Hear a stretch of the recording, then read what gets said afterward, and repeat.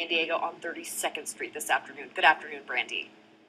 Good afternoon. Well, July was the deadliest month for U.S. service members, and it made for an especially rough goodbye today. Right now, families of the Navy sailors on the USS Decatur are finding out what it's like to be without their loved ones. Just a couple of hours ago, we watched as they gave a tearful goodbye. 300 Navy men and women are feeling heading out so soon after recent U.S. troops were killed. I think there's a little bit of reservation and trepidation, but my crew has worked very, very hard. And as they raise the U.S. flag and wave goodbye, these families dwell on the sailors' dedication both on and off the USS Decatur. What they'll be up to while they're overseas, they'll be doing work with maritime security operations and ballistic missile defense. Their family say that they hope these next 8 months fly by. Reporting, Randy Powell, NBC7.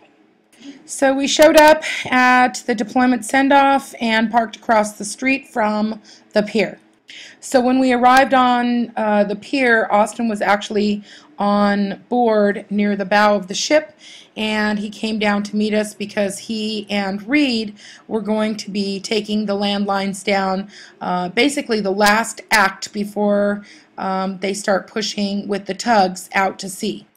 A lot of tears were shed, a lot of comfort was had. We got to spend about almost an hour with Austin before he departed.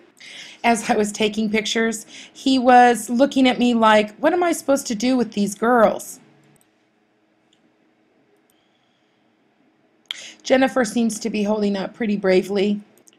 We all shed a few tears on the way home and on the pier. So I was crying, and one of the news guys came up to me and he said, "Is that tears?" And I just looked at him like, really? I don't know, I was kind of stupid, and I just apologized to him. Our son really has become a young man.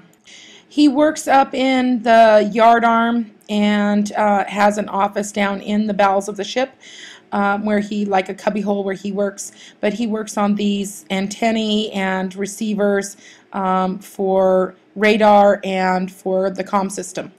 Here he is doing some work, but he's waiting for the word to cut the landlines to the phones.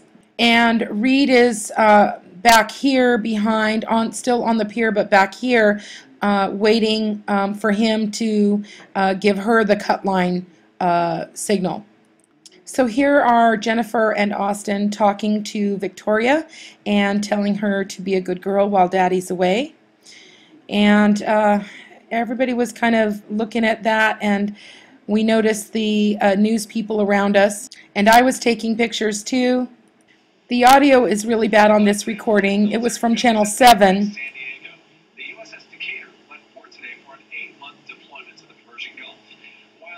There's Austin walking towards the boat, kissing Jennifer and Victoria goodbye.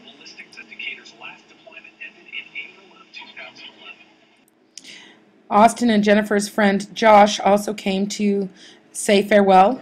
I got this picture, and then again there was a photographer from the Union Tribune that came and took pictures as well. So this picture was in the Union Tribune online, and it's taken by John Gibbons, who is apparently a staff photographer. I actually think mine's a little better. Sometimes this is where Austin works, up in here, and sometimes up in here. The flag, the American flag, will go up here when they're ready to depart. The sailors were on board looking down at their families, waving goodbye. He gets the news, it's time to cut the landlines, the last thing that they're going to do. Here's Reed in the background. Here's Austin working on the landlines. Austin is a petty officer, ET3 Petty Officer Austin Diver. Here he is walking on board on the plank. He is one of the last two people on board. His boss Reed came in after him. They were the only last two people. Even Commander Ellingson came on before them. Victoria looking at her daddy crossing the plank, taking the plank down from the side of the boat. Here's the boat pushing off. There's a tug on the other side.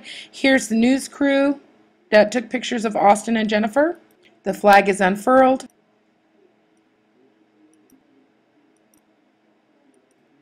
Going out to sea, and today